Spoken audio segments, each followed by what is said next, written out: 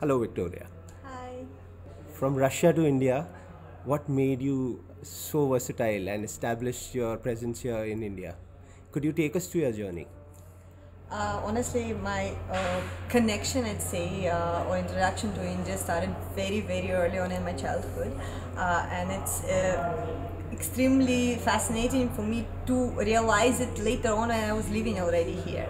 I was sick once and in the hospital, and I was there for 3 months. And as I was undergoing my treatment, obviously there was no entertainment, no, at that time there were no laptops, no mobile Which year you're phones. talking about? I mean, Your I was, childhood, yeah, I is was it? like 9 years old or something. Is it? Yeah, something Okay. like that. And downstairs at the hospital there was a bookstore. So I asked my grandfather to pick something up. And out of all possible books, he managed to pick up Ramayana.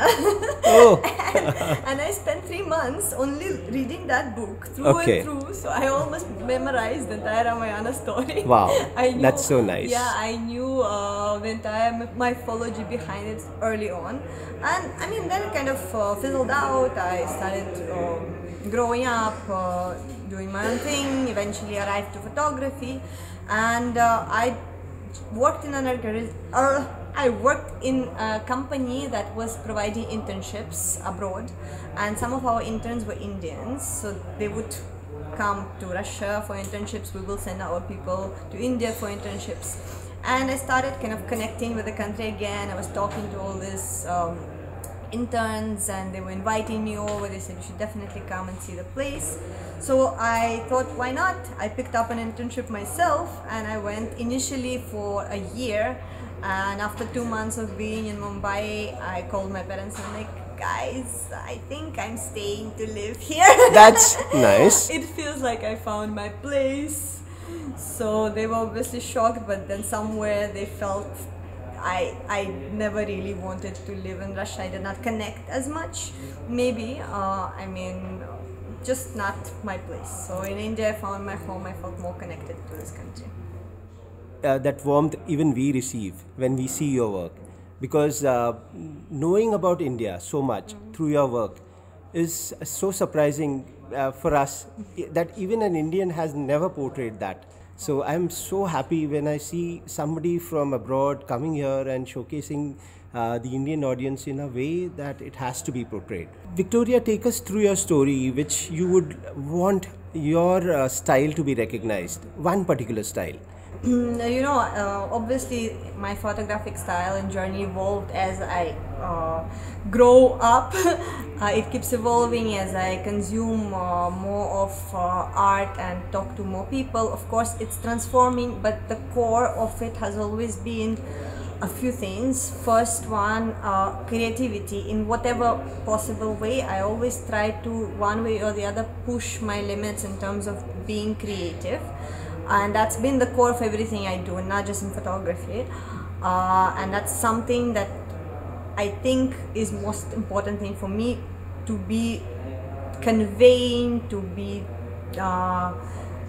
expanding, and to touch other people with it and help them expand theirs. Lovely. You mean to say empowerment? Yeah, I mean, in every way. I believe that everybody is creative, and the only difference is that some people are not aware of how to bring it out in themselves, and I wish to inspire them to be able to push their boundaries Yes. and bring it out. I can believe that because your pictures are meditative.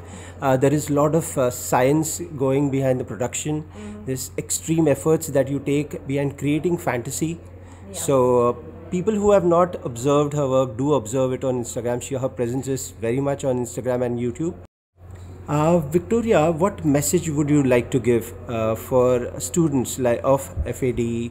Because FAD has given you a great platform to establish yourself, at the same time inspire the students here. I would go beyond FAD also to the students who are listening. Right from art colleges, fashion colleges.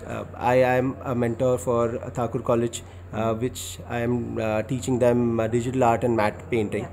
So, what is the message that you would give, one message that you would tell the students who are interested into fashion?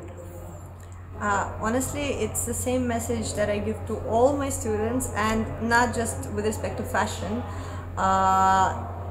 whatever it I is would say that you want communication. yeah, whatever it is that you want to pursue creatively, the most important thing for you to remember is don't be afraid and have fun with it. So few people I see have fun with what they do True. and enjoy it. But True. this joy comes through your work. It's visible. It connects with people, how deeply you feel what you create. And you can only feel it deeply if you live it, if you put yourself into 100%. it, and if you have fun with it. Yeah, like play with it, experiment. Don't be scared of letting yourself play. Literally. Okay. If you have to select from the Bollywood and the Hollywood, which faces do you feel would do justice to your portrayal of your subject? Okay, so if I think of, let's start with Bollywood, I guess. And in terms of Bollywood, I would want to pick faces that are not just faces, that are strong personalities behind them, strong screen presence, and strong message. So I think definitely Kalki Kochlen, Jim Sarb, Kareena Kapoor, of course. Kareena Kapoor has managed to stay at the top throughout the years as her career was changing, as her life was transforming. She still managed to retain that presence, and it's commendable. I also think, yes, Alia, Deepika, definitely, and they're also very good at understanding their photographic presence, not just their screen presence. So yeah, that would be Bollywood. And Hollywood, I'm not sure in terms of the actors or actresses specifically. Definitely Zendaya, 100% will be on my list. Timothée Chalamet, Evergreen, 100%. I would also want to name personalities that are not necessarily actors, which will be singers. Okay. I would definitely have to mention here Beyonce, Rihanna. I feel again extremely strong presence, magnitude of their influence on culture cannot be undermined. So Lovely. definitely that.